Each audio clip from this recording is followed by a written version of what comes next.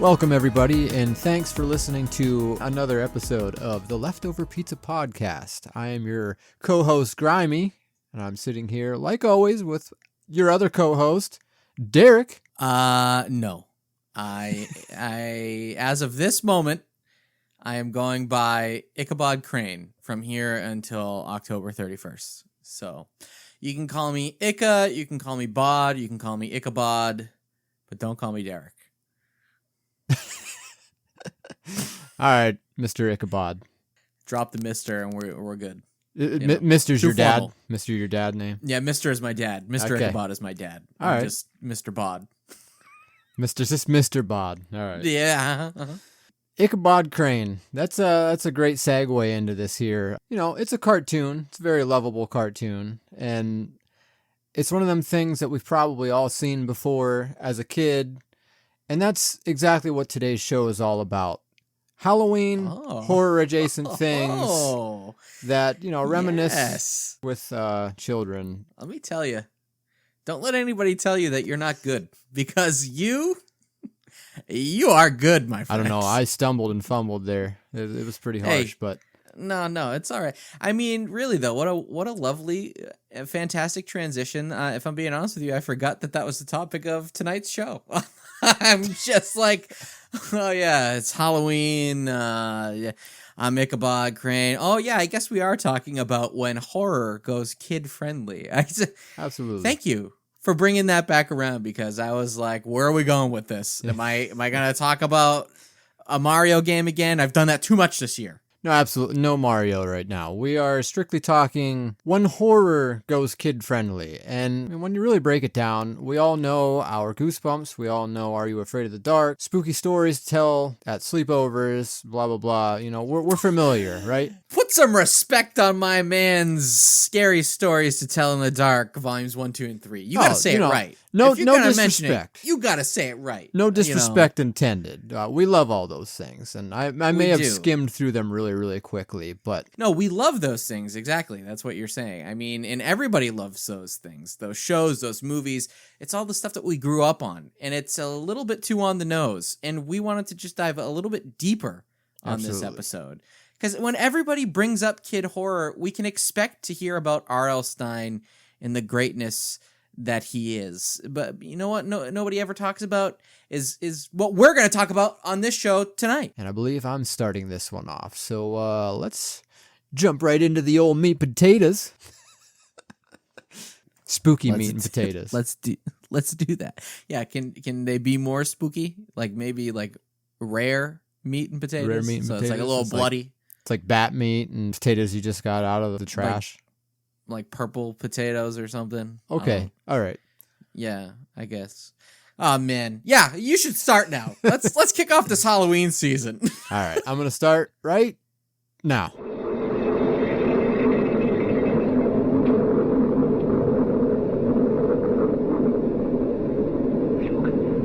It's moving.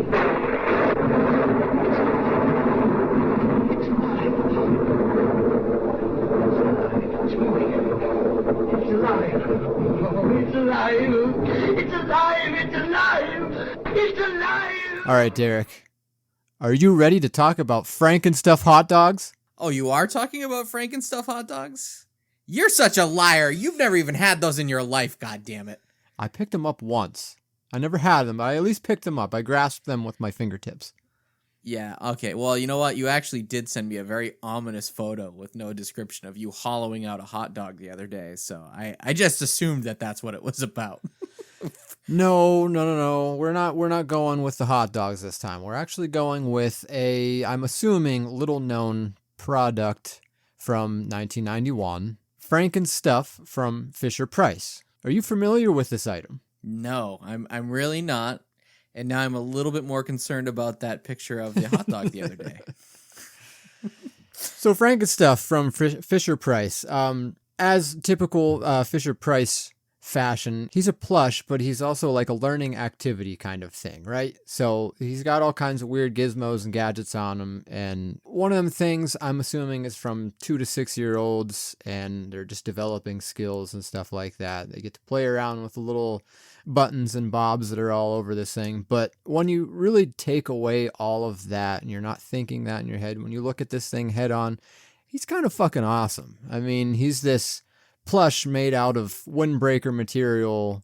You know, he's a typical green Frankenstein skin kind of Frankenstein going on. It's a really cool toy. Oh, yeah, absolutely. So you actually sent me a photo of this because you recently picked one up, didn't you?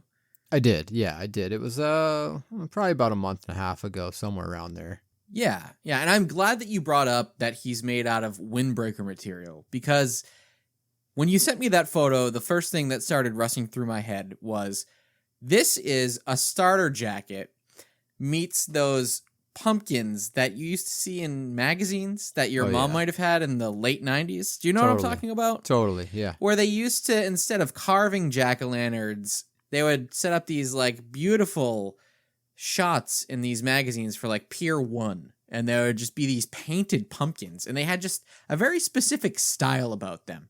They had these like wavy, goofy peanut smiles and like these big, like cherub-like cartoon eyes. If anybody knows what I'm talking about, or maybe what that style is, or even who the artist was that made those pumpkins, help me out. I am floundering here. I remember what they look like. I don't know how to Google it to actually find them again. But either way, Frankenstuff is those mixed with a starter jacket. And it is like the most 90s toy going. Because not only is it both of those things, but it has the ultimate third pillar going on here, Grimey, right? Which is an homage to the Universal Monsters. Because kids in the 90s love their Universal Monsters. Absolutely. So it's like your mom's pumpkin mixed with that one Cowboys jersey thing that you had that you don't have any idea why you've gotten it. And also our beloved Frankenstein from the Monsters. You are 110% correct. But that's the biggest reason I think that I'm bringing him up, and why I think it's such a strange concept. Frankenstein is really just a bunch of pieces of different cadavers put back together to form one human being. And I can't remember off the top of my head, but I'm pretty sure in the Universal Monsters version, they put like like a serial killer's brain in his head. They like mix up the brains and give him a brain that they didn't really want. And that's why he goes crazy. Yeah, the brain was Abby Normal. Abby, that's right. Yeah. Yeah, it was Abby. No, wait, that's a different one. Same concept, shit, you know? Absolutely. They're both black and white. But yeah, I just think it's an interesting concept that they decided to go with that for a kid's toy. And obviously, they're, like Derek said before, they are kind of riding that success of the Universal Monsters and Pepsi Frito-Lay tie-in that just jazzed the early 90s. I mean, it works. It does work. I mean, there's a lot of cool things on this toy, too. I mean, he's got the painted nails before the Backstreet Boys made them cool again. Oh, yeah, but these are numbers, so. Yeah, that's right. So you could learn, technically. You know, you could learn how to count with your Frankenstuff. I almost called him Frankie Stein, but that's a completely different toy. And the thing that I really like about this, that you pointed out, is that he has a zipper on his forehead. You open it up, and this little plastic spider that's attached to a string on the inside pops out. Or you can open it and put it back in and close it up. But I'm assuming you have other plans for that little head package there. Oh, yeah. Listen, all I have to say is that it was really a good thing that I didn't have this toy when I was a kid. Because any toy, any stuffed animal or plushie that had a secret compartment like that, bad news for me. Bad news for my waistline, okay? I wasn't going to be stuffing that spider in and out of his head. No, that spider was always going to be hanging on the outside of old Frankenstuff's head. That was going to be a candy pocket, all right? How genius would that have been? I would have taken this thing to my grandmother's house. She had a really kick-ass candy bowl. I would have loaded that shit up before I left her house. I would have gone to sleep with Frankenstuff, and I would have been stuffing my face with peppermint patties and Hershey's Kisses every night. Every time I visited her house. Oh, man, I don't know about peppermint patties. Maybe a couple of Butterfingers, some BBs, or some Skittles. I don't know. Listen, I am the least impressed person when it comes to mint as a dessert, except for York peppermint patties. Don't know what it is. Don't know why that's the case. But those slap, and I will defend them till the day I die. Either way, they're inside of Frankenstein's head now, so. So automatically 10% better than they were if they weren't inside of Frankenstein's head. They come out at night. They strike without warning. Oh, no! But now, it's your turn to get even. Grab his arm! I got mine! Electronic stretch screamers. They scream when you stretch them and come back for more. And when you squeeze their heads. Whoa! Oh, no! Here we go again! Whoa! Electronic stretch screamers. You can battle them all. All right, you started with a toy, so I'm starting with a toy tonight. I'm bringing up a little toy called Electronic Stretch Screamers. Have you seen these? Have you heard about these? Oh, yeah. I know about these guys. These are some pretty fucking awesome toys. Something that I personally missed out on, but I take it you had a pretty good history with. I did. So, unfortunately here, I can't give too much of a proper history or backstory on these because for whatever reason, stretch screamers aren't all that well documented on the internet. So, as far as I can tell, these came out in the early 2000s. I'm going to say anywhere between 2001 to 2002, maybe even early 2003. I'm going to say that I probably got them in about 2002 for my birthday. So November of 2002. That's my story. I'm sticking with it. That sounds about right. I vividly remember my mom not really knowing what to get me for my birthday that year. And she asked me straight up, "What do you want?" I think not too long before my birthday, we had been at Toys R Us. And I noticed stretch screamers on the shelf, and I sort of made a mental note because I really thought that these were a super cool toy, and I was kind of foaming at the mouth to get my hands on them. So either way, I said, stretch screamers. She said, great. Took me to Toys R Us that night, let me pick out 2. So I actually walked away with their version of the Wolfman and their Ghoul. So I don't know if you've seen many of these, but the Ghoul, I feel, is the one that everybody gets excited over.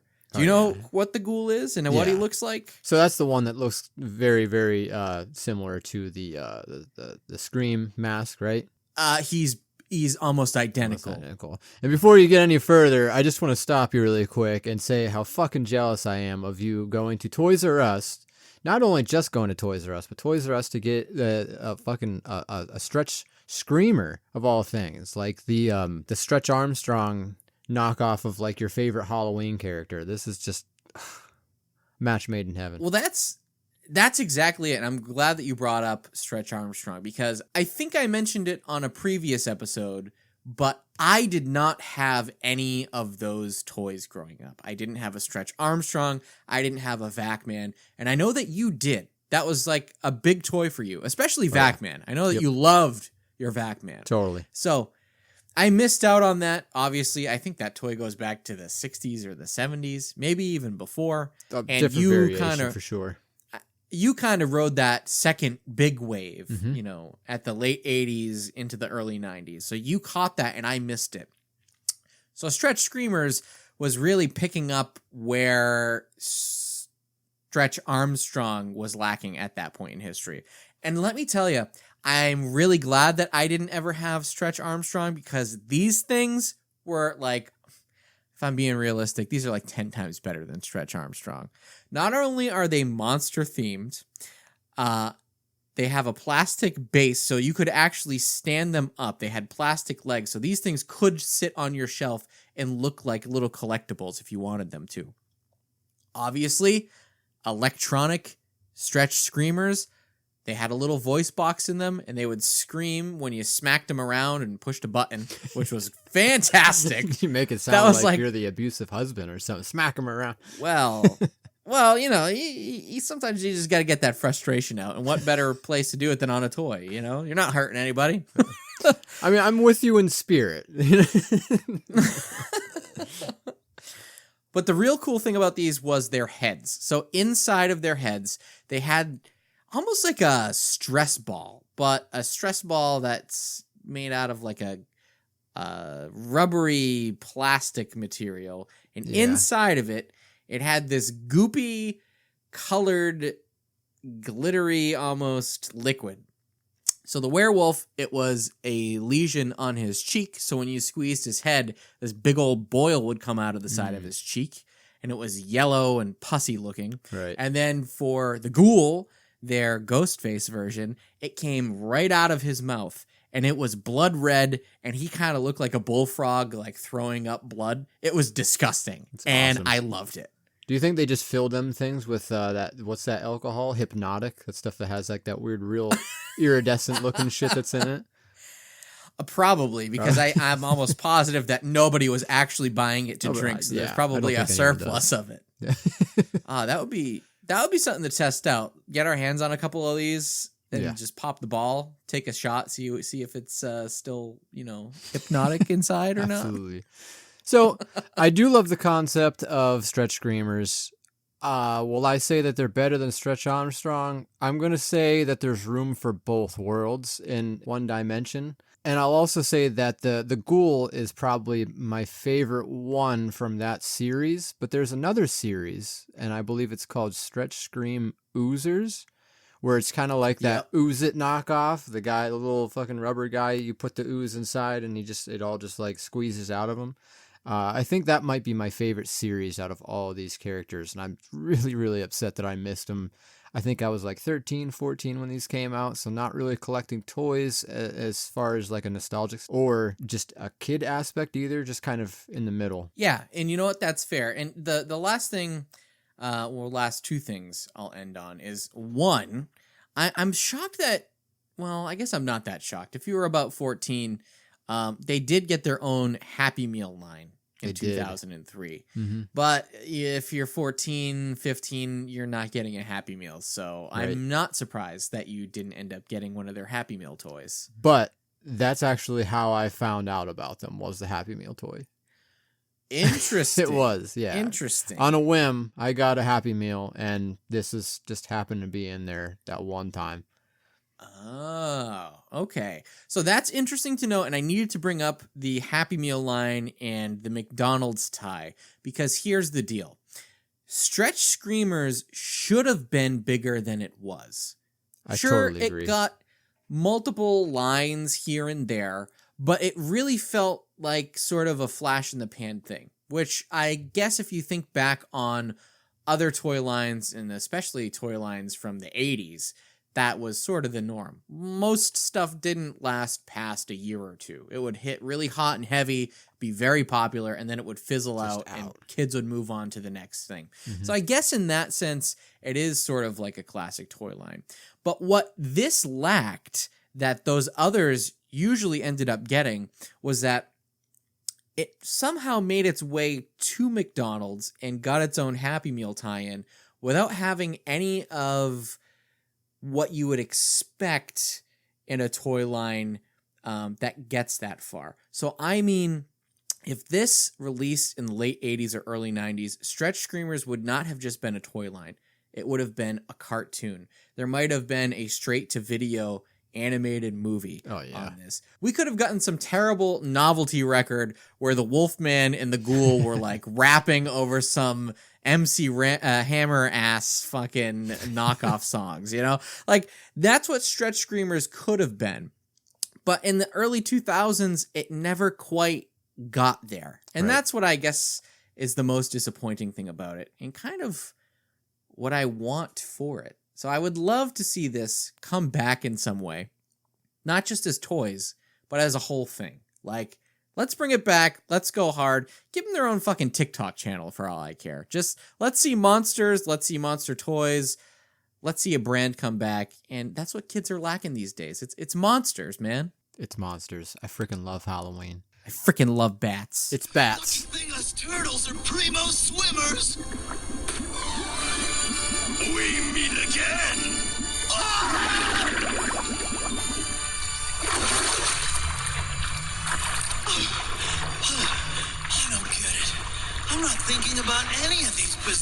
places, but I am. Hey, dude, I'm getting just a teensy bit tired of this.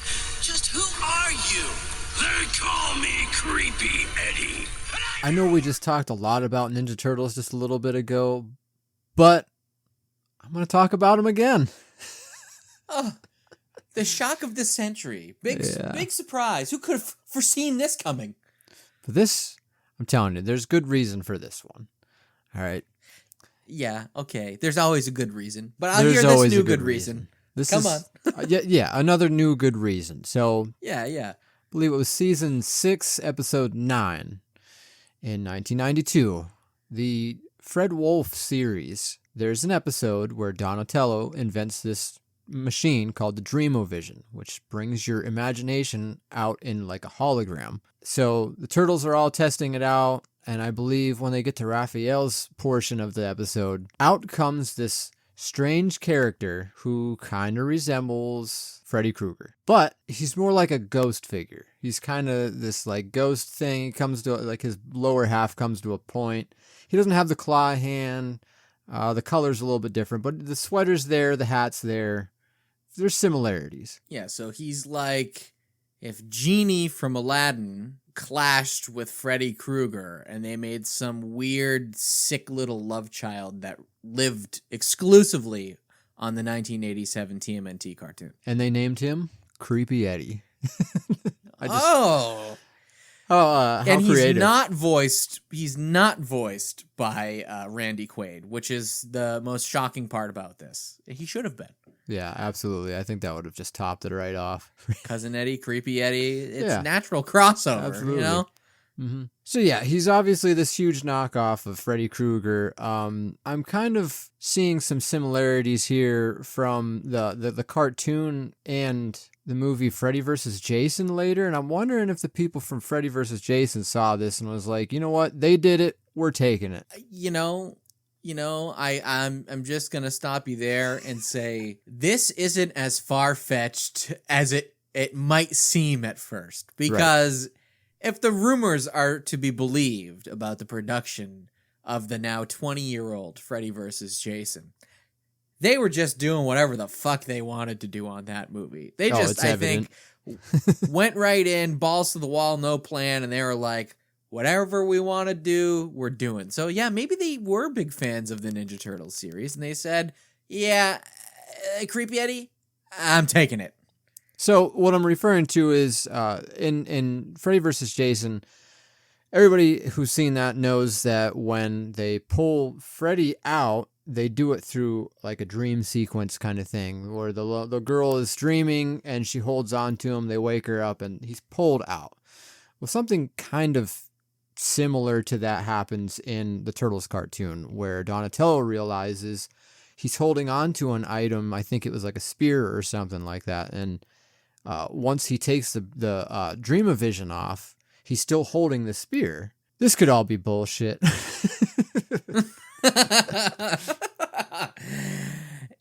And the biggest surprise of this show is that Creepy Eddie wasn't a character to begin with. Grimey just made him up specifically for this episode. That's it.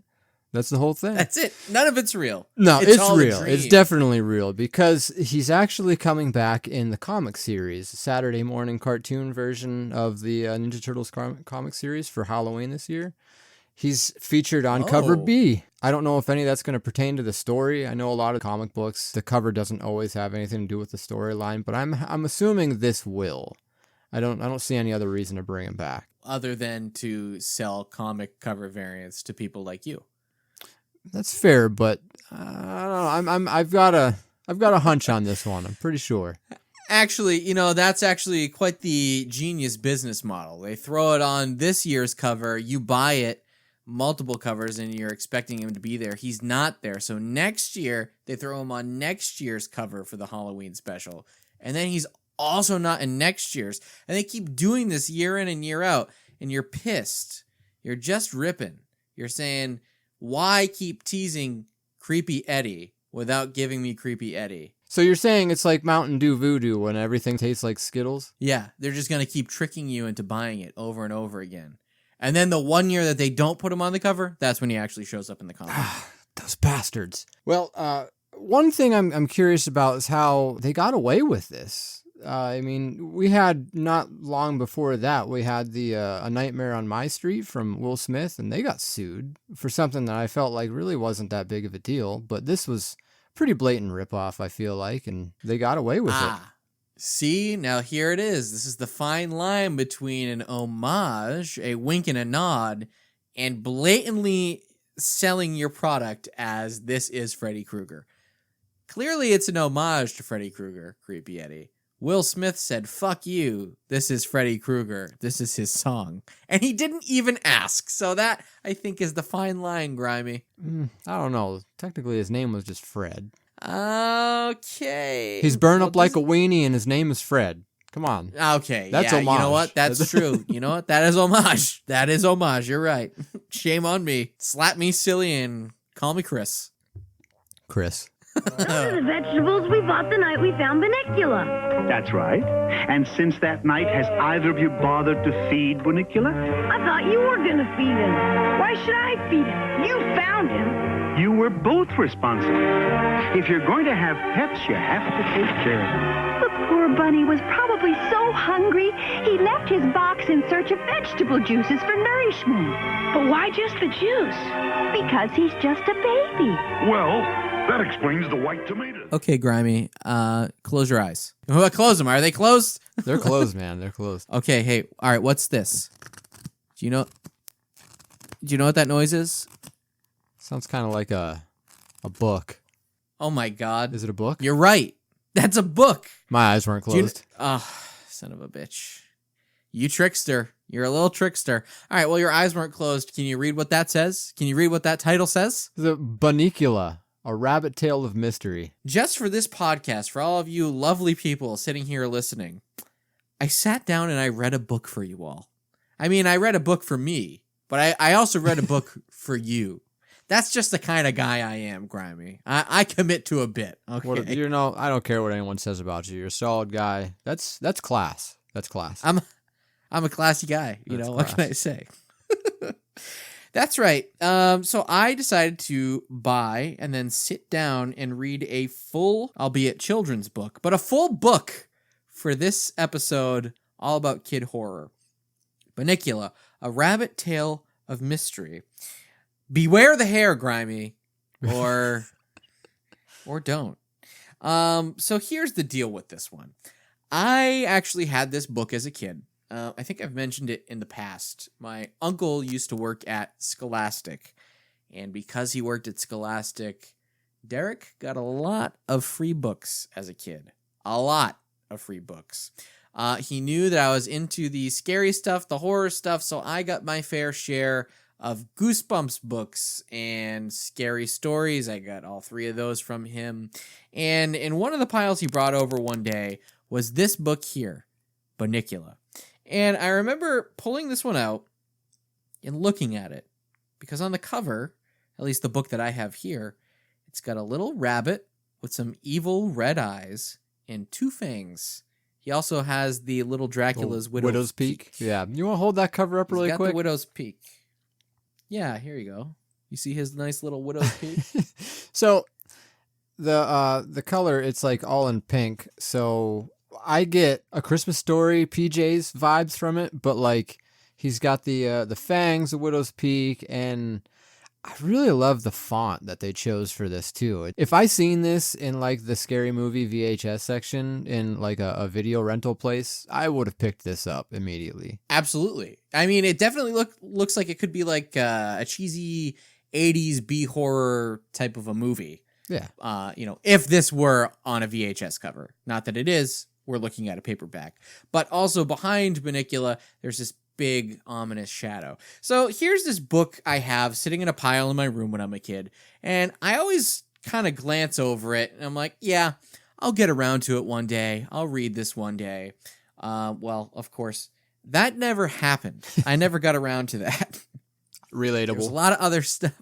There's a lot of other stuff I was reading between books and chapter books, then Nick Magazine, and then the internet. And then video games and then movies and, fast forward. And then we're here doing a podcast. And wow, I still haven't read Bunnicula. So the opportunity sort of presented itself when we were talking about doing a kid horror show. And I said, you know what? I'm going to close that chapter, literally and metaphorically, of my life by reading this book I never read. So that's exactly what I did. I no longer had that copy from when I was a kid, so I ordered up a copy and I sat my butt down in a chair and I read this thing cover to cover. And let me tell you something. This was a very disappointing read in terms of kid horror. I'm just surprised you found the time to read. I can't even find the time to make dinner, let alone read a fucking book. Listen, I found the time for you. That's why Derek has class. You. That's right. That's right. So here's the deal. Like, it's not a bad book. And if you're a kid, I imagine it's a fairly entertaining book. But it's definitely being sold, at least to kid me, as something that it's not. And I should have known better, Grimey, because the tagline right here on the front cover is, "Today, vegetables. Tomorrow, the world." And, clearly that's not very serious. So the whole deal is that this book is written by the family's dog. The Monroe family, it's a mom, a dad, and two brothers, Pete and Toby. And then they also have a cat, Chester the cat, and Harold the dog, who is writing this book. And Harold is writing about the account of the Monroe family, who one night goes out to see a Dracula movie. And they come back with this little bunny that they found wrapped up in a blanket in the back of the theater. And to him, he had a little Transylvanian tag that said something that wasn't really important. So basically they build up this whole thing of they get this rabbit and they end up naming it Bunnicula because the mom says, name it Bunny. And then the kid says no. And then they were like, well, we were at a Dracula movie, so we're going to call it Bunnicula. It's some world-class writing. It's something. I love the concept. I really do. I love the concept of Bunnicula. It's a good concept, and I mean, there's a hell of a lot more books than this. Like, on the back cover alone, I think I'm seeing 6 more. So maybe at some point in this book series, it gets a little more into the kid horror territory. But I mean, honestly, the creepiest thing that happens in this book is that the rabbit keeps getting up in the middle of the night to go to the fridge and suck all of the juice out of the vegetables. It drains the juice in the same way that a real vampire would drain the blood from a body. So the family in the morning just keeps finding pale white vegetables devoid of color. So it doesn't actually kill any human beings or animals or anything. No. Just fruits and vegetables? Just fruits and vegetables. And the only thing that is happening, the only person who thinks that there's any sort of urgency and danger is Chester the cat, who is going fucking nuts this whole time. He's like, a vampire's in my house. A vampire's in our house. I need to take this thing down. Typical cat doing cat things. Okay. Yeah, exactly. It's a cat being a cat, and everybody else is like, no, he's cool. And that's basically how the book goes. They're just like, that's our pet. He's different, but we love him. We just let him suck the juice out of carrots and stuff. Wow. Yeah. Yeah, that's very lukewarm if I'm being honest. I listen. I think the scariest thing about this is that I spent 2 hours reading it. That's pretty scary. Yeah. I don't have much to say about Bunnicula because I haven't read it. I'm glad that you told me a little bit about it. I'm going to end this with pitch, we'll say. Okay. Yeah, sure. So everything's fine and dandy. They find out that the bunny's actually like a Dracula vampire kind of thing, but he just eats the veggies. They find that out, and years go by. Everything's cool until he gets a taste of blood. Rated R. Starring Mel Gibson. I heard him castle. Fix me. His name's Big Frank. Fix me. I said, I'm going to fix you. The talking monster, Big Frank. I'll fix you, Big Frank. Monster Boy's fixed. How do you feel now, Frank? It's always fun to fix him. The talking monster, Big Frank. Big Frank talks and his eyes light up. Batteries not included. Fix me. If 1991 was the year of Frankenstuff, then surely 1992 was undoubtedly the year of Big Frank. Big Frank. I know that guy. He's my buddy. Oh, no, not that guy. I don't know that guy. You don't? No, I know a different guy, Big Frank. Who- Yeah. who This are you one looks talking about? a lot less Italian. Forget about it. So Big Frank from Play School, 1992. Very similar concept to Frankenstuff, and the idea that he was for kids, and he had the learning activities attached to him. Frankenstuff, he was a plush. This is actually like a chunk nugget kind of giant figure, I guess you could call him. Would you say A he's chunk nugget giant figure, yes. Yeah, he's like an Yeah, you're not oversized wrong. figure. You know what I mean? Yeah, absolutely. I mean, can you hold him up? Can I just take a quick gander at him? Yeah. So I definitely get the chunk nugget. He's not very articulated, correct? No, like 5 points of articulation probably. Yeah, so with him being a chunk nugget and limited articulation, I think he actually has a brother who happens to be a robot. Okay. It's Inspector Gadget, isn't it? It's Inspector Gadget, yes, based off of I think the 1998 or 1999, whatever it is, Matthew Broderick film. Yeah, I can see the Listen, resemblance. Like I see it right away. and it makes a lot of sense. They're both stitched together in a way, especially the McDonald's Matthew Broderick toy. Absolutely. Because you had to go out and collect all whatever it was, 8 pieces to make this big, oversized, not very articulated toy. Right. That was, made up of different bits and bobs in the same way that Frankenstein is. So That's fair. in a sense, right? It's not wrong. He did get a brother. Inspector Gadget is Big Frank's long lost brother. Yeah. It's true. that's It's it. canon. That's It's canon. canon. You heard it here. That's canon. Yeah. You hear it here first. Yeah. That's canon. So this version of the Frankenstein, and again, 1992, obviously riding off of that Universal Monsters boom in the 90s. He has this little bolt here in the middle of his chest, which opens up the chest area, and he has like some gears. There's a heart and a little lever here, a couple buttons on the inside, and he comes with a couple of tools that you put inside of his head. You take out, and the idea is you fix them. You crank little areas on the inside, or you use a screwdriver to swivel things around and press a button. He'll tell you if he's fixed or not. If he's fixed, he'll say, "I'm alive," or he'll say, "Fix me." And yeah, it's a pretty awesome toy. When I was a kid, I wasn't concerned with actually fixing him as I was just hanging out with him and enjoying his company. Oh, that's very sweet. Right? That's so much more pure and sweet than I thought you'd Dude, go. it is. You know, It totally is. because you know what I was thinking in my head is you were talking about how you can, tweak and twist the things inside of him, and all I could think of was that Simpsons bit where Krusty gets his own version of the Operation game. Oh, yeah. And then if you do it wrong, there's like, he says different phrases. That's where my brain was going. Oh, you just tweezed my wing. I can see it.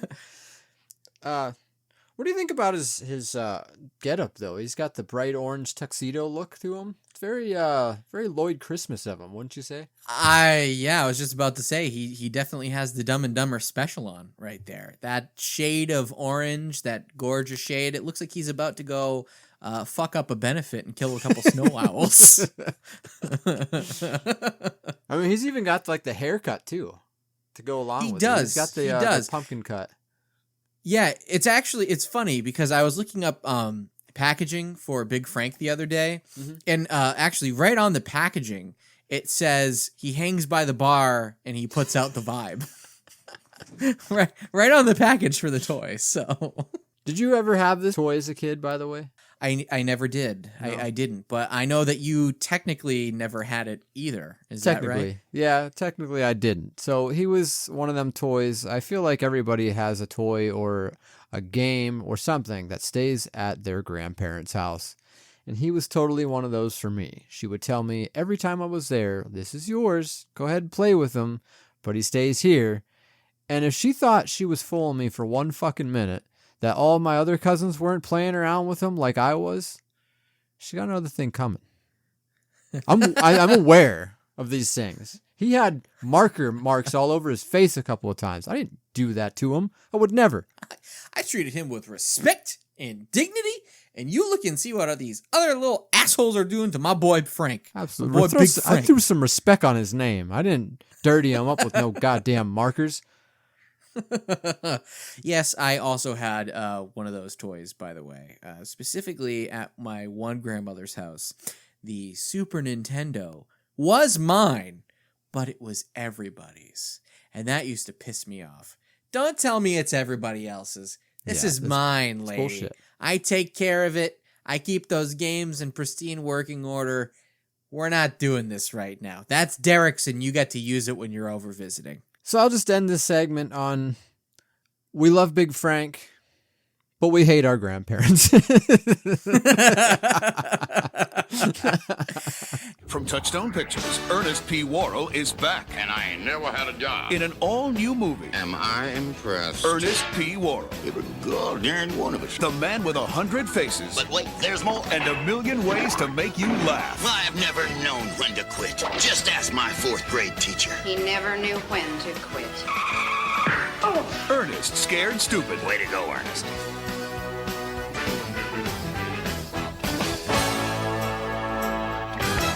All right, Grimey. For my next pick, I am fucking amped. I'm gonna throw out a line here. I want you to tell me if you know what I'm talking about. Ready? Okay, I'm ready. Ready? I'm gonna hold on. Trying to get my best smoker's voice going here. All right. Yea, I call thee forth, Trantor. Ernest Goes to Camp. No. We're in the Halloween season. Was there a troll in Ernest Goes to Camp, Grimey? Oh, you were talking about Ernest Goes to Jail. No. You're thinking about Slam Dunk Ernest, but I'm also not talking about Slam Dunk Ernest. No, I am talking about 1991's Ernest Scared Stupid. Oh, okay. What a classic. What an absolute gem. If we are talking about kid horror, this is as kid horror as it gets, okay? At least for me, personally. This was definitely, absolutely, without question, my gateway into the genre. Not Goosebumps, not Are You Afraid of the Dark. I saw this before I saw any of that stuff or read any of that stuff.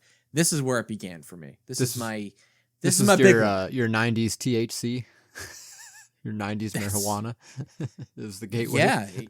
Yeah, that's it. My gateway. Okay, I get what you're saying now. I didn't know where you're going with it, but I'm there. No, I definitely get it. This movie, and I'm going to say it right in the beginning here, it reminds me of everything that was good about the Halloween season as a kid. It reminds me of going and getting McBoo pails and carving jack-o'-lanterns, going out and getting candy. But it's been a really long time since I watched this film, and I did watch this in preparation for this show, and I kind of forgot about how fucked up it really is. No, for sure. There is definitely some fucked up stuff in this movie, and we'll get to it eventually. But what I want to say right off the bat is that this movie actually released before Hocus Pocus, and Hocus Pocus seems to get all the glory. It does. It gets a lot of praise. And there's nothing wrong with Hocus Pocus. Fine. I love Hocus Pocus. It's fantastic. In recent years, it's, maybe gotten a little bit too much attention to the point where it's a little bit to its detriment. Mm-hmm. But not taking anything away from Hocus Pocus. What I will say is that this movie is very hocus pocus in its way, in certain ways. And honestly, sometimes it's even a little bit better than hocus pocus, but there are definitely some similarities. Namely, in the beginning of this movie, like the way that it starts out, not even talking about the opening montage. We'll get to that in a moment. But at the beginning of the movie, they're doing a whole angry villagers, torches, grabbing of the evil thing. So in Hocus Pocus, it's the witches because, you know, they've been stealing children in the village. And in this movie, it's a troll, right? Yeah. So all of the angry villagers are grabbing this troll because the troll has been stealing kids and turning them into these little wooden puppets, versions of themselves. Yep. Statues, stealing their souls, right? So that's very similar to Hocus Pocus. And the thing that really sells it, that I think Hocus Pocus actually stole from this movie, is we find out that this opening scene where the villagers are capturing and putting the troll in the ground and burying him alive, the troll puts a curse out on everybody and says, I'll be back in 100 years, and I'll be back every 100 years to do the same thing, just like the witches. We find out that this whole story, it cuts to an elementary school at Halloween, and the girl is telling the story for her Halloween presentation, just like in the beginning of Hocus Pocus. So what we're really trying to say is that Hocus Pocus stole Ernest Scared Stupid's thunder. Yeah, it kind of did, and it took all the glory with it. It really did. In the last segment, you were talking about putting some respect on Big Frank's name. I think we need to put some respect. Put some respect on his name. No, honestly, I've been saying Ernest's this for years name. now. Like, I can't see why we can't have companies like NECA put out official figures. I don't see why. I mean, don't get me wrong. I love Hocus Pocus, but they're beating it to death. You know what I mean? Like, it's played out. We love Hocus Pocus enough, but it's like there's other good things to talk about, and Ernest Scared Stupid is plainly one of them. Definitely one of them. So I mentioned how Ernest Scared Stupid was my gateway into horror, and I mean, it literally starts as a gateway to horror for kids from the first frame of the movie. So they do this whole thing at the top of the movie during the intro credits where they cut together like, I don't know, 10, 15, 20 easily old black and white horror movies. And they take some of the best clips, so old monster movies from the 20s, 30s, 40s, 50s, 60s.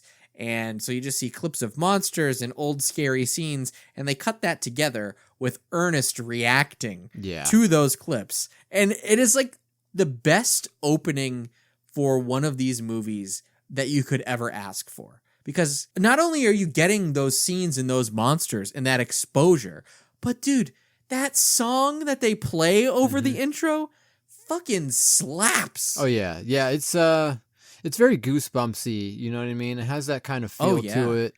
But it just puts you in the right vibes. It puts you in the right headspace to enjoy this film and the season in general. Oh, absolutely. So I think if we can find it, we should definitely try to throw it on a Halloween playlist. Oh, fuck this yeah, year. dude. But even if we aren't able to do that because Spotify and streaming is weird, you need to go to YouTube and look it up for yourself. Either watch it or find the song and listen to it. Because here is, straight from my notes, this is what I wrote down. This is the style of the song. Because it's all instrumental. There's no lyrics, nothing like that. I said, while watching it, that this song is somewhere between the Munsters theme, the Seinfeld theme song, and a McDonald's Halloween sound effects cassette tape. It's like if you blended those three things together, that is what the beginning of Ernest Scared Stupid is. It is. It's, wow, I couldn't have said it any better. That's perfect. That's it. I'm done. I'll retire. That's it. Yep, go home. Well, you are home. Everything. Go upstairs. Home. Yeah. Yeah, yeah. All right. Can we jump into the fucked up parts now? Absolutely. Definitely jump into the fucked up parts right after I say this. Okay. So, right before the fucked up parts start happening, I think that you probably might have taken note of it, because I certainly did. I had forgotten about this. So, the three main kids that are hanging out with Ernest, who end up helping him fight the troll and everything. We see them in the beginning of the movie, and they've actually built their own yard haunt. And that was huge because I had forgotten that. It's not a very significant portion of the movie. No. It's literally like a minute or two, but it all came flooding back when I saw that. Like, this is one of the reasons. This in 1987's summer school, there's a scene where all the kids have like special effects makeup on, horror makeup. But this in particular is what got me into the idea of like doing a home haunt. So I just thought that was cool. So it did influence me as a kid, not only to get me into scary things, but into making scary things as well. So I thought that was pretty rad to see. It is pretty rad. I think the two parts really quickly that do it for me are the building of the treehouse and the little battle that comes after in between there, but also them going into the supermarket and stealing all the milk and filling up all the super soakers with milk. I thought, yeah, those, as soon as I watched those two, it's like it all flooded right back to me. I was like, oh, fuck yeah. This is Absolutely. Good. Absolutely. And just a couple quick things here, like the of their time pop culture things. Mm-hmm. We will get to the fucked up stuff, I promise. Okay. But I had to write these down because these were too good to not write down. First, we learned that Ernest, and this makes a lot of sense to me, is a wrestling fan.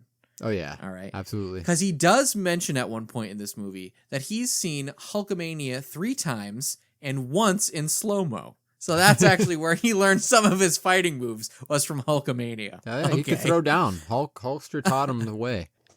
And then another point, this is just sort of speaking to, okay, I said I wasn't going to talk about Mario at the top of the show, but I'm doing it now. Oh, yeah. This speaks to both how in touch Jim Varney and the writing crew were with kids of the time. Yep. There's a line where he says, end of the line, real deal, 8th level of Mario Brothers, talking about how tough something was going to be. And so it's awesome. Like, that is like the finger on the pulse of a generation right there. Yeah. Not the fact that he just mentioned Mario Brothers, but like 8th level Mario Brothers. Like, that is some dedication to the bit and making me believe that he is a big kid, which is what this whole movie is trying to do, is make you believe that he's a big kid. Yeah. And it's funny because I never picked up on that when I was a young kid, because I watched this movie before I had Super Mario Brothers 3. And then like it hit me like a ton of bricks when I watched it just the other night. I was like, oh my God, that's the best fucking reference I've ever heard in an Ernest film. Like in any film. It was great back then, and it's better now for a couple of nerds who are literally sitting in our basements talking about old movies. He was playing the long game with that one. It's like, there's a couple guys 30 years from now who are going to really appreciate this Mario joke because they're kids right now. And it's like, yep, you nailed it. You got it. All right. Now we can get into real meat and potatoes here. Yes, absolutely. Let's get there. You brought to my attention a little while ago that these trolls are repurposed killer clowns, right? Yeah. So the Chiodos brothers, who worked on Killer Clowns, and they were responsible for Large Marge in Pee-wee's Big Adventure, they also did the effects in this movie. So I'm sure this movie had somewhat of a shoestring budget. So instead of creating all new trolls, what they did was make a blend of new, and then they actually pulled from the same characters in Killer Clowns and just repainted them to look like trolls instead of clowns. So if you look closely, you can actually see same ones. Like, I think maybe Slim, I don't know their names, man, but they're there. They're there. You'll see them. You can see, pick and choose which ones you're looking at. Like, oh, there's a couple of features from one of the clowns. There's a couple there. Was really weird. And like the way that they die is very Killer Clowns like, how they have that kind of evaporation thing going on. But I don't ever recall this when I was a kid. Maybe I just wasn't paying attention, but they fucking disintegrate into a pile of like blood and bones. Yes, like, thank you for bringing that up. It is straight body horror. Like, dude, it's scary. Yeah, okay, like, it's a movie about trolls. It's a little creepy here and there. Like, at one point, the lead troll is talking in the voice of the little girl that he steals her soul. Yeah. And, like, that's spooky, right? Like, that's creepy. Ooh, it's a little eerie. Like, but when these trolls die, like you're saying, it's a fucking puddle of troll goo, like bloody troll goo on the ground. And I forgot that as well. So last night when I was finishing this up, I literally looked at my girlfriend and I said, what the fuck? That's body horror. Dude, it was crazy. That's nasty. I swear, I was watching it and it did like the little zapping disintegrate thing. I was like, oh, that's not so bad. And then it was like shot down to the bottom where it was like all laying. I was like, oh my God. They really just did that? Troll soup. Yeah. I was like, wow. So that's scary strike 2, I would say.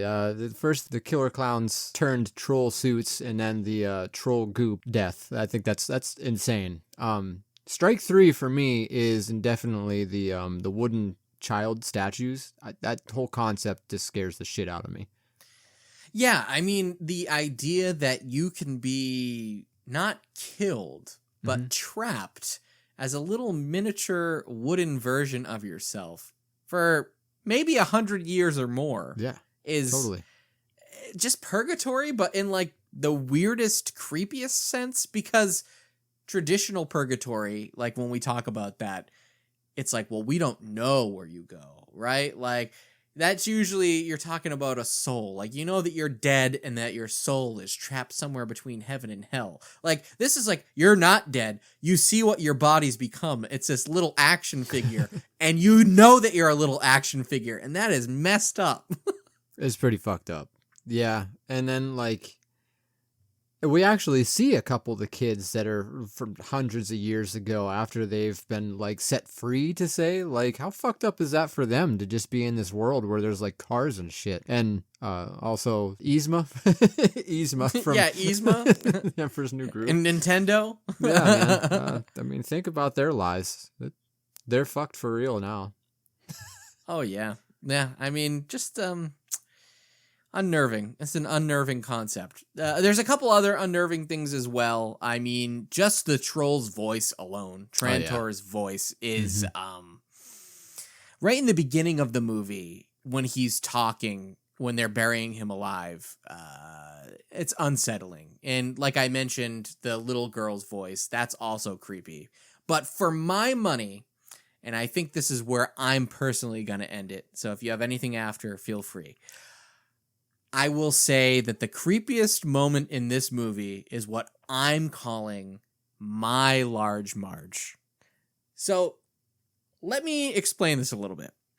Obviously, I've seen Pee-wee a number of times. I've seen the Large Marge scene. It scared me as a teenager. It scared me as an adult. It's a creepy scene. The problem is I didn't grow up with Pee-wee. I discovered Pee-wee in my late teens, and that's when I fell in love with the character. So I never had that moment that everybody else who probably listens to this show or that we know and talk to online, I didn't have that Large Marge moment where that was the thing that scared and scarred me as a kid. What I had was Trantor and the little girl's bed. Yeah, that was kind of a jump scare I wasn't anticipating. I was like, oh, there the fuck he is. Like that's nightmare fuel. It's just, they set it up so beautifully because you're questioning yourself, especially as a kid. They're setting it up and they're making it seem like Trantor's in her room, but you don't see him anywhere. And then they do the classic thing of, Mom, can you please check under the bed? And the mom's telling her that she's crazy. And so they do the slow build up, the music that keeps getting more and more unnerving. And finally, she looks under her bed, and all that's under her bed is a little stuffed teddy bear. The moments pass, you're relieved. She gets back on the bed and rolls over, and there he is, big old troll face, laying right next to her in her bed. That fucked with me when I was a kid, just as bad as Large Marge fucked with everybody else, because I was that kid who thought that there was something in my closet or there was something under my bed. And the idea that something could be in my room that we couldn't see and move silently, undetected, onto the other side of my bed, that when I turned over and I rolled around and I would see his face staring at mine. That was a huge fear of mine in general as a kid. Not necessarily that it was a troll, but that something was on the other side of my bed waiting for me when I would flip over at night. Very unpleasant feeling. Yeah. So, boy, this was a long talk about Ernest Scared Stupid, but we're just passionate.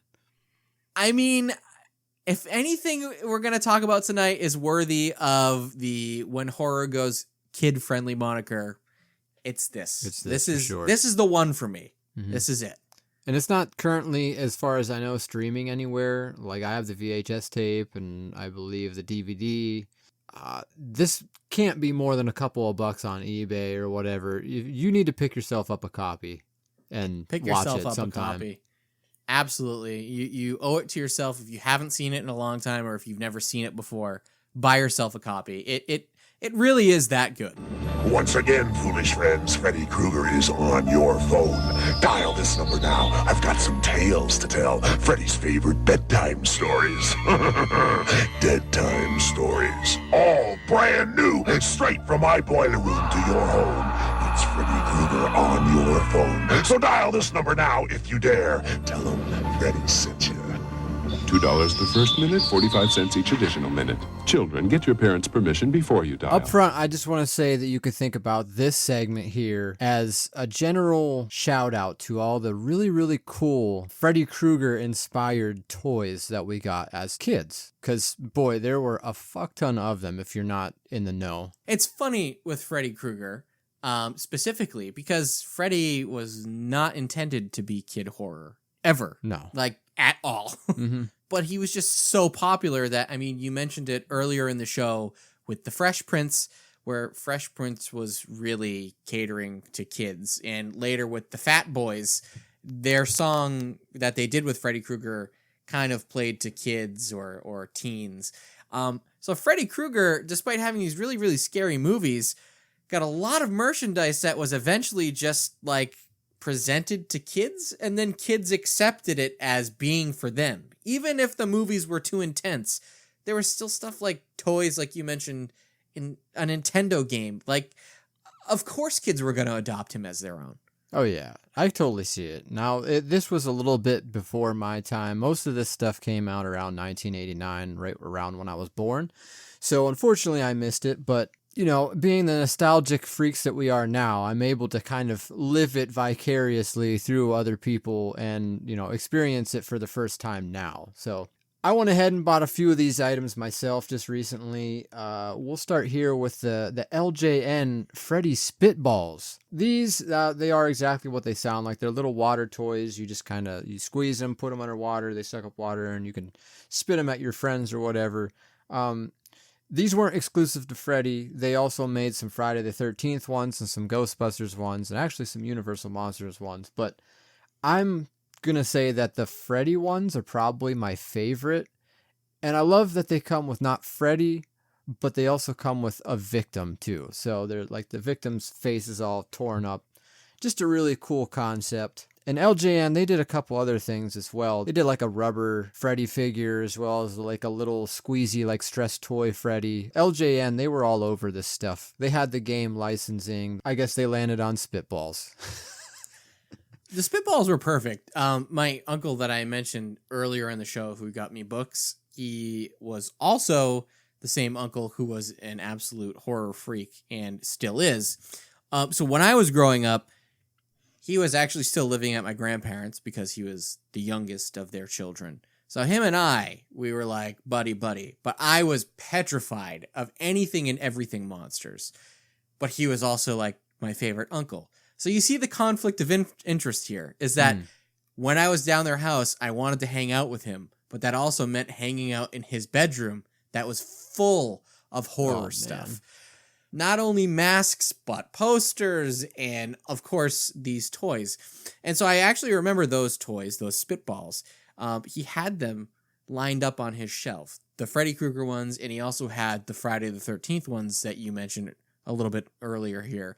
And I remember out of everything in his room, those were the things that I gravitated towards most because, like, yes, they're based on something scary, but they were clearly designed for kids, like for somebody like me. And while he was in his 20s and he owned and bought them, like it also played to somebody, you know, who was 3 or 4 years old too. Like, oh yeah, they're very cool. Mm-hmm. I had no interest in Freddy, but I did love those. Absolutely. And I mean, we were already familiar with stuff like Mad Balls, which this is pretty much a Mad Ball knockoff. I mean, it fits, and it's a great way to get horror in the hands of children, among other things.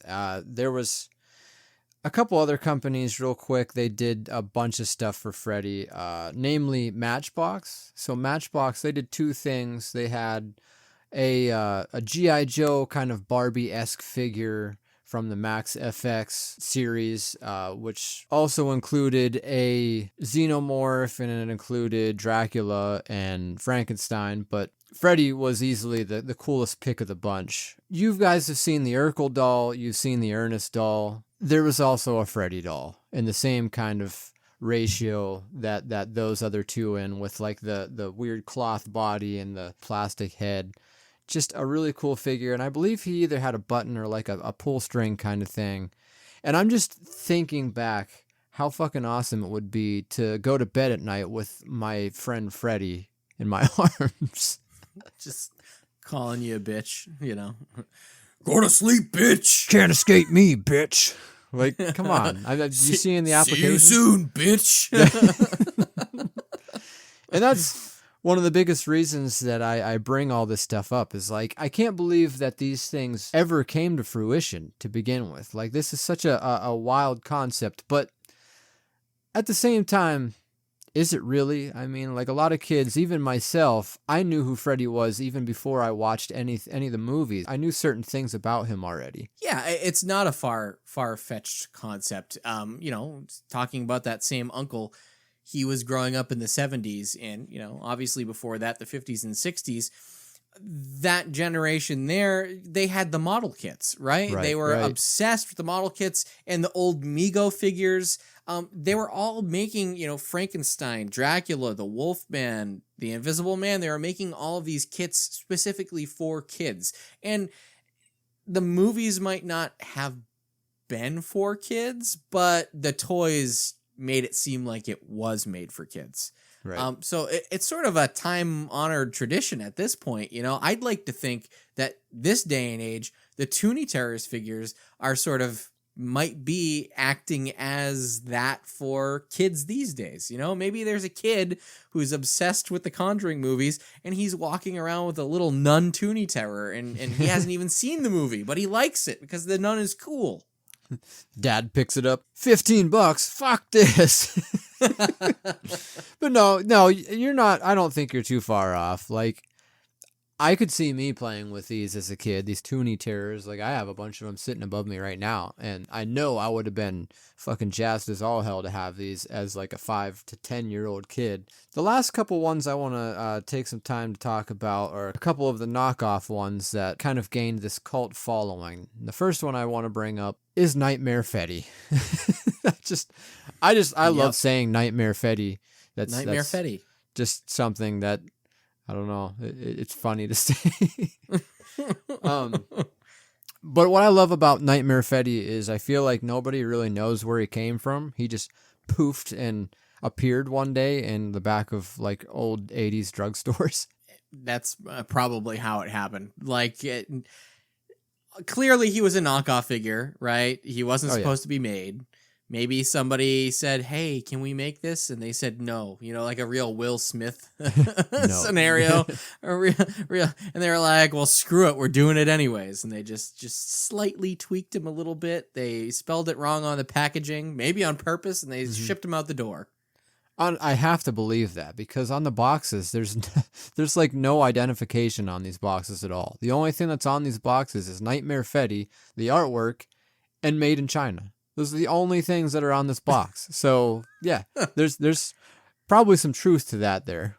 And then, of course, the last thing I want to talk about here, and I'd recently purchased one because I'm a big fan. Oh, my God, he's just so beautiful. He's so beautiful. Who is it? Who he be? Before I even say his name, I just want everybody to know that this whole show this whole premise, I think Grimey pitched it to me just so he had an excuse to buy this figure. He's like, yeah, kid horror. That's what we're going to do. Yeah, don't worry about it. So I can buy a Sharp Hand Joe for myself. Yeah, buddy. Dude, I mean, the Spitballs, too, I honestly bought them for the show as well, just so I could talk about them, look at them while I'm talking about them. But Sharp Hand Joe has been on my list for, oh boy, probably about 5-6 years now. And I finally found him at a pretty decent price, and I wasn't going to say no. He took a little bit to get to me because they're the kids in college who I bought him from, but he was like, yeah, dude, he's on his way, and I mean, he's here in my hands, and I can die happy now. You did it. You're finally complete as a person. You're closing a chapter from your childhood. I really am. Yeah, I closed one literally with Bunnicula, and you closed one metaphorically by buying a Sharp Hand Joe. Good for you. You're healing your inner child. So that's the hidden theme for the day. Ending chapters in our childhoods of old. And of yore. Of yore, yeah. Well, there's of yore, yeah. Who's that coming down the street? Are they shovels or are they feet? Lean and lanky, skin and bone, with clothes a scarecrow would hate to own. Yet he has a certain air. Debonair and devil may care. It's the new schoolmaster. What's his name? Ichabod, Ichabod Crane. Ichabod, what a name. Kind of odd. All right, Grimey, last pick of the evening. I felt it would be doing this whole topic an injustice if I didn't get a chance to talk about my second true love. All right. If Ernest is my first big true horror love, then my second, and probably more important, is Disney's Legend of Sleepy Hollow, the animation from way back in 1949. Ending on a banger. An absolute banger. Listen, right off the bat, I'm just going to say this. I'm not actually going to say it. I'm going to ask it. Okay. Do you ever watch the first half of this movie? Mr. Toad? No. I skipped through it last night when I watched it. So. Oh, thank God. Amazing. Because I always feel a little bit guilty. For those of you who don't know, Legend of Sleepy Hollow is paired by Disney with another animated adaptation of a classic piece of American literature, The Wind in the Willows, the Mr. Toad segment. On VHS, on DVD, now on Disney Plus.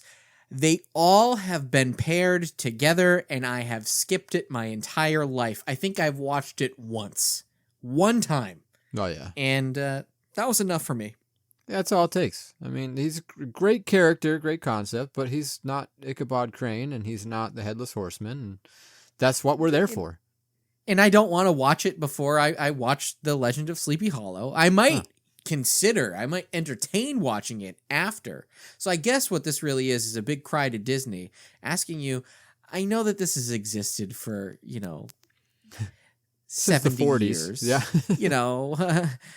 Just flip the order of it, okay? I might even watch The Wind in the Willows if you put it after The Legend of Sleepy Hollow. But I can tell you this, I am never breaking out my Blu-ray to watch The Wind in the Willows. I would watch it after I watched The Legend of Sleepy Hollow, but I've said that about 6 times now, so I think you all get the point. So what he's trying to say is he would watch it if it was at the end of Sleepy If it was Hollow. at the end, but I would not watch it, and I do not watch it if it's at the beginning. Do you understand what I'm trying to say? Yeah, it's totally, I completely agree with you, and in fact, when I watched it for the first time in, I want to say elementary school, we did skip all the way to the Sleepy Hollow part, So it's an American tradition to skip The Wind in the Willows. Yeah, I mean, what can I say about this? It's just like the perfect adaptation. Like Sleepy Hollow on its own is a very perfectly fine story. I don't ever find myself reaching for the book. I very seldom see myself reaching for other adaptations because I think this just nails everything so perfectly. Like, it's narrated by Bing Crosby. He is perfect. He sings the songs for the movie. They are perfect. The art style is perfect because it's classic Disney and it's whimsical and it's funny and it's well animated. And then it takes a turn and it does that classic Disney thing halfway through where when it wants to scare you, it creeps you the hell out.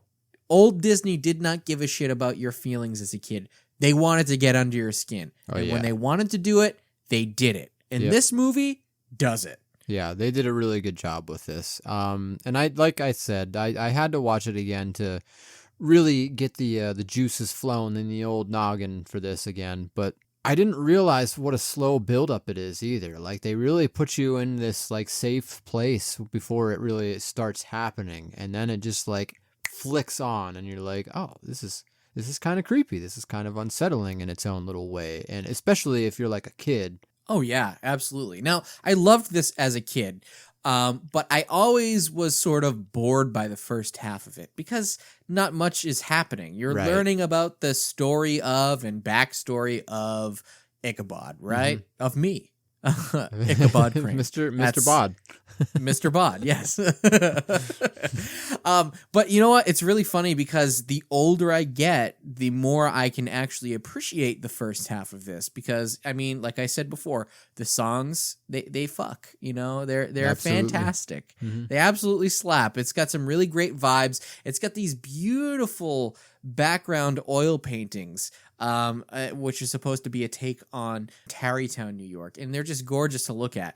But what I really, really appreciate the older I get is just Ichabod.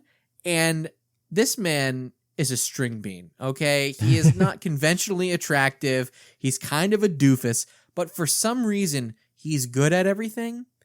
And Grimey, I'm going to throw it back a little bit.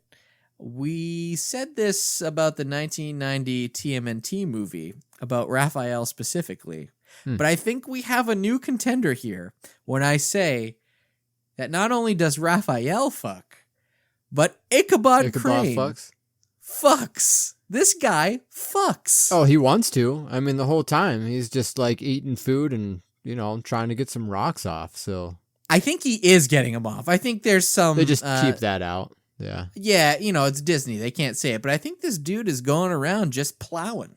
Okay. Yeah. You were saying that Ichabod is a string bean, and I have a theory that Ichabod is actually the live version of Jack Skellington.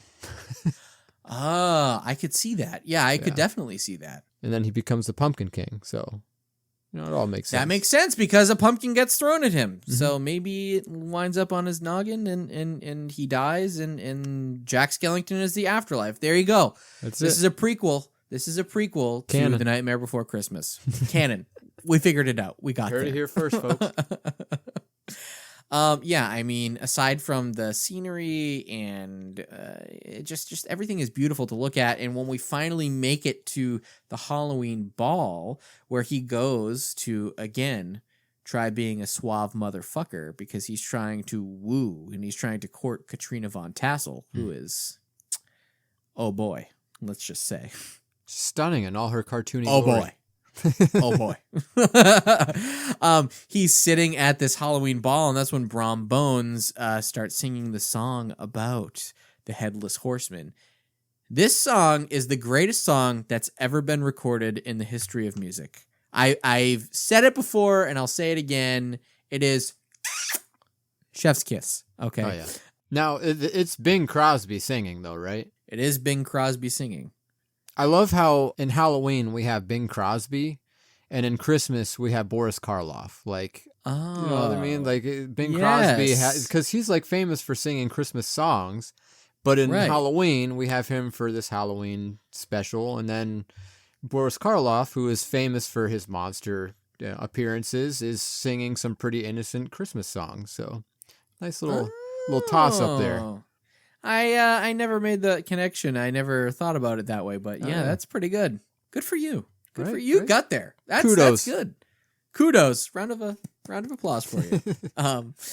Yeah. So I mean, the only couple things I want to point out here is that while he's at this party, I mean, this dude is eating everything that he can get his hands on, right? Like string bean, but has a never satiable appetite. He cannot be satiated. And the one thing I want to point out is that at one point he starts eating a fucking salad with a spoon. Did you notice this? I did see that. Just an odd choice on the part of the animators for that. A little bit. I respect it because my man is weird and he's going to do whatever he's got to do to put that food in his body. Oh, dude, he gets super weird with it. He puts the whole chicken in his mouth and out just comes the bones. Yeah. You know what? He actually inspired modern day competitive eaters, I hear. I think he did. He probably did. I wouldn't doubt that for a second. But yeah, so that's the party scene and we're hearing about how spooky it is and it starts getting a little spooky scary. But on his way home after the party, that's when we start seeing the real spooky shit happen with Ichabod. There's obviously the iconic shot up to the moon where we see the clouds moving over the moon, but it looks like a big old hand covering the moon. It's very spooky. And he's hearing all these noises in the woods. He sees a tree that looks like a cloaked figure, maybe the Grim Reaper, and it ends up just being two fireflies inside of a oddly shaped tree trunk. And then obviously after that, we get the Headless Horseman and the whole fight and blah, blah, blah. But what I'm going to tell you right now, Grimey, the creepiest thing that happens in this movie, and it's funny that this is what used to put me on edge and make me feel unsettled as a kid while watching this. While he's in those woods, there's a point where the horse stops moving and we hear the clip, clop, clip, clop, clip, clop. All right. But we find out it's those nature's hot dogs, you know, the nature's corn dogs. Yeah. Totally. Whatever the fuck those things are called. And they're making the on a log. So he thinks he's getting chased by the Headless Horseman who hasn't appeared yet. And when he realizes that it's just noises of the woods, he gets down on the ground, starts losing his mind. Yep. Hysterical. That is a part that used to freak me out.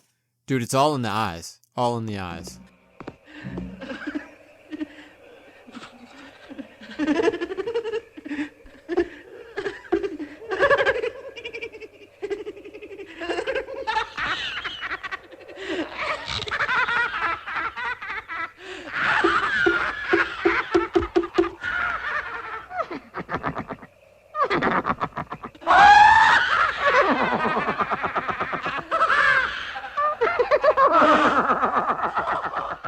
It's in the eyes. He's got these crazed eyes. And yeah, I mean, obviously we just heard it, that laugh, the reverb, and he's just like hysterical. It's just the way that it's echoing that it's very unsettling. So out of the whole thing, it's not the Headless Horseman. It's not any of the creepy stuff in the woods. It's that. It's him losing his mind. And that's the thing that creeped me out the most from this movie. It was sort of an odd choice to put that in there too, but like really effective too. Because, I mean, they're trying to get you to see it from his perspective, and just thinking about it has drove him mad, apparently. And then the unthinkable happens anyways, and the Headless Horseman chases after him. Yeah, and so he does cross the bridge, and we don't know if he's alive or dead. Some say that he was off fucking and eating some good food, but everybody else think he got his chop topped off, so who knows. But yeah, I mean, how can you not love this? It's so good. I feel like it's a little, I think it's fair to say it's a little underrated compared to all the other Toon specials that are out there. A bit. I could definitely see it. Disney's been embracing it a little bit more in recent years, but not enough. So no, not enough. I'm calling on all of you. If you love this version of The Legend of Sleepy Hollow, let them hear it. Sing it loud, sing it proud. Our boy Ichabod, me, is going crazy. Mr. Bod.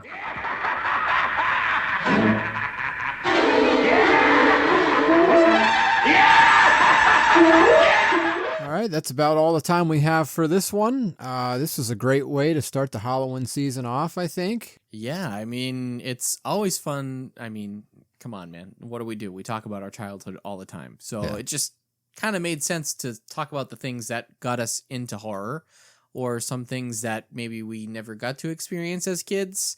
and made me look at it in a new way. Instead of looking at it as something for kids as an adult, it made me look at it as I would look at it as a kid. Does that make sense?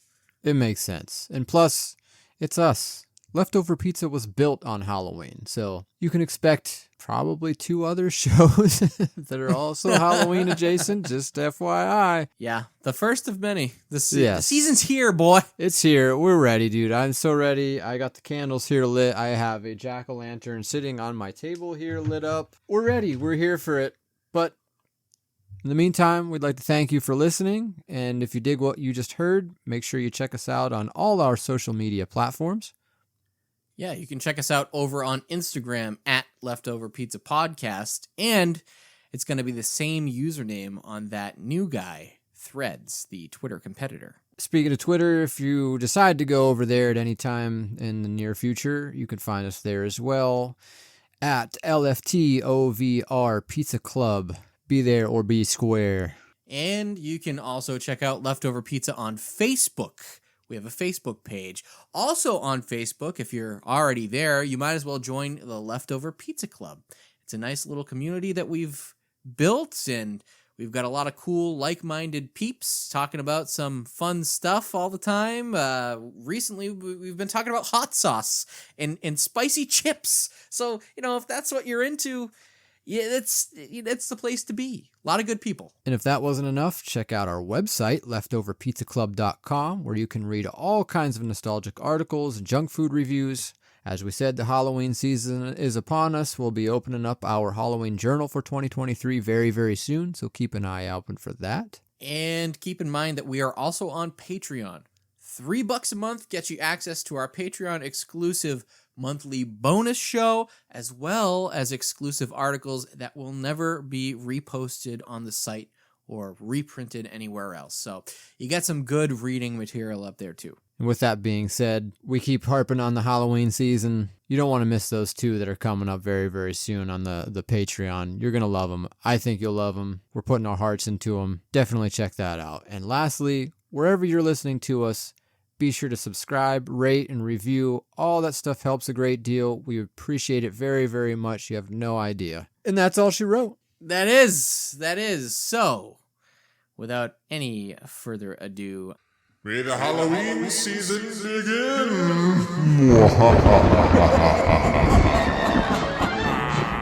When the spooks have a midnight jamboree, they break it up with fiendish glee.